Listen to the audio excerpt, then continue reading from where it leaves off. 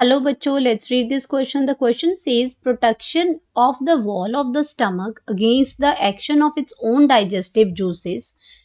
तो आपका क्या करना है, स्टमक है, स्टमक आपको पता है कि आपका एसिडिक मीडियम के अंदर वर्क करता है एंड ये क्या है, इसके अंदर जो ओन डाइजेस्टिव जूसेस हैं वो क्या, वो आपके एक्शन करेंगे, फूड के ऊपर एक्शन करेंगे, तो स्टमक की वॉल पे भी इसका इफेक्ट होता है। तो कैसे प्रोटेक्शन करता है स्टमक अपनी ही डाइजेस्टिव जूसेस के अगेंस्ट, अपनी वॉल्स को कैसे प्रोटेक्ट करता है। तो ऑप्शन दे रखे हैं, it is controlled by the centre in medulla of the brain, result from the nervous reaction of lining of the stomach, result from the presence of anti-enzymes chemical formed by the gastric glands, result from the neutralizing, buffering and coating mucus covering in its inner surface। तो यहाँ पे कैसे वो अपनी stomach ball को protect करती हैं अपने against the action of its own digestive juices. तो यहाँ पे हम सबसे पहले बात करेंगे अपने की कॉन्सेप्ट की। की कॉन्सेप्ट में यहाँ पे बात हो रही है अपनी protection of stomach wall, protection of stomach wall, stomach wall. अब प्रोटेक्शन की एक्चुअल में जरूरत पड़ती ही क्यों है, क्योंकि स्टमक के अंदर क्या होता है, एसिडिक मीडिया होता है, एसिडिक मीडियम होता है, एसिडिक मीडियम होता है।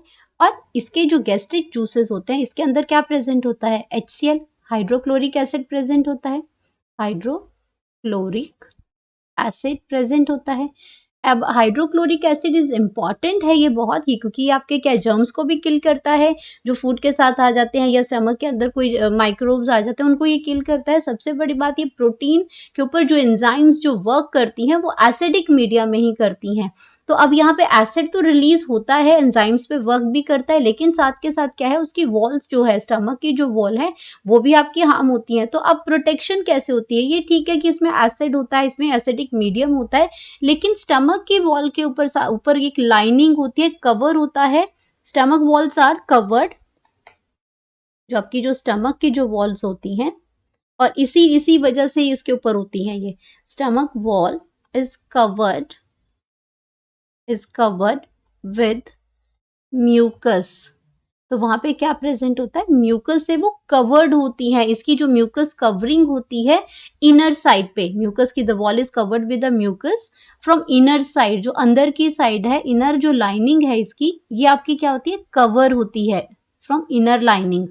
तो ये उसकी वजह से क्या होगा, एसिड आता तो है, लेकिन एसिड उस वॉल को उस म्यूकस की वजह से उसको प्रोटेक्ट कर देता है, म्यूकस उसको एसिड से प्रोटेक्ट कर देता है। और दूसरा, उसके पास क्या प्रेजेंट होते हैं, उनमें बाइकार्बोनेट्स होते हैं। बाइकार्बोनेट्स यानी कि हाइड्रोजन कार्बोनेट इसको कहते हैं, हाइड्रोजन कार्बोनेट्स, ये आपके बेसिक नेचर के हैं, हाइड्रोजन कार्बोनेट्स होते हैं। अब हाइड्रोजन कार्बोनेट आपके बेसिक होते हैं, ये आपके क्या है, बेसिक नेचर का है।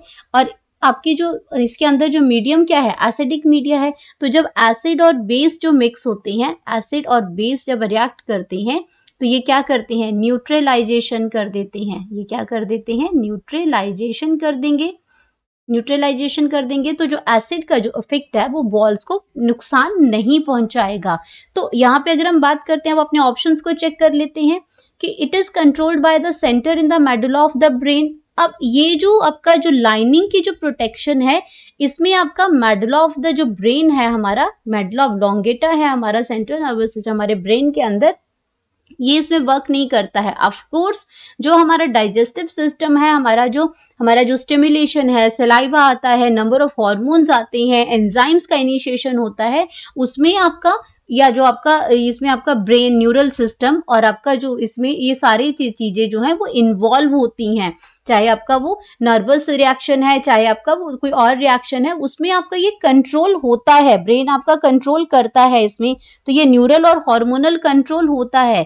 और लेकिन यहाँ पे इस केस के अंदर जहाँ पे स्टमक वॉल की प्रोटेक्शन की बात हो रही है, उसमें आपका ये कंट्रोल नहीं करता है, मेडुला ऑफ द ब्रेन ये कंट्रोल नहीं करता है। प्रोटेक्शन ऑफ द वॉल्स, जो प्रोटेक्शंस हैं उसकी, protection of the stomach wall, इसमें आपका क्या है, मेडुला ऑब्लोंगेटा इन्वॉल्व नहीं होता है, मेडुला ऑब्लोंगेटा ऑब्लोंगेटा जो है वो आपका इन्वॉल्व नहीं होता है। Medal oblongata not involved. ये आपका क्या करता है? इट इन्वॉल्व्स इन जनरली आपका ये क्या क्या करता है? ये आपका इन्वॉल्व होता है आपका, जैसे आपका हार्ट बीट है, हार्ट बीट को चेक करने के लिए, हार्ट बीट को चेक करने के लिए, उसकी कंट्रोलिंग के लिए। ब्रीदिंग की अगर हम बात करते हैं तो ब्रीदिंग भी आपका क्या करता है? मेडुला ऑब्लोंगेटा ईटीसी ये चेक करता है। और ये मेडुला ऑब्लोंगेटा आपके बॉटम ऑफ द ब्रेन जो है, जहाँ पे आपका आपका जो ब्रेन और आपका स्पाइनल कॉर्ड जो कनेक्ट होती है, वहां पे मेडुला ऑब्लोंगेटा होता है और ये फंक्शंस परफॉर्म करता है। बहुत सारे हॉर्मोन्स हैं, इवन सलाइवा है या गैस्ट्रिक जूसेस जो आपके रिलीज होते हैं, वो भी आपके क्या है? नर्वस रिएक्शन से होते हैं। तो यह भी आपका क्या है? Nervous reaction of lining of the stem, उसमें भी होता है, लेकिन यहाँ पे प्रोटेक्शन की बात होती है। तो ये दोनों ही इस केस में ये इन्वॉल्व नहीं होते हैं इसमें। Result from the presence of anti enzymes, तो जो एंजाइम्स वो प्रोड्यूस होते हैं गैस्ट्रिक जूसेस में, जो एंजाइम्स होती हैं उनके एंटी एंजाइम्स जो हैं ये आपके गैस्ट्रिक ग्लैंड में फॉर्म होते हैं, इसलिए प्रोटेक्शन हो जाती है। ये भी गलत है आपका। तो रिजल्ट ये आपका क्या हो जाएगा? यहाँ पे हमने क्या बताया कि न्यूट्रलाइजेशन की प्रोसेस होती है एसिड बेस, क्योंकि इसमें कार्बोनेट्स आता है, बफरिंग है इसके अंदर, and coating of mucus covering in its surface, ये आपके क्या करते हैं?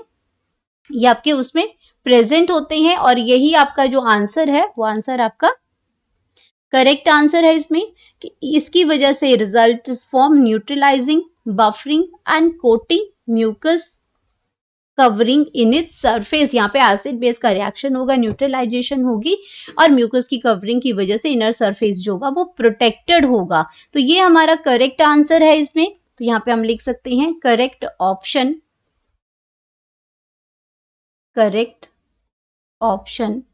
और करेक्ट ऑप्शन हमारे पास आ जाएगी D. Hope you understood it well. Best of luck.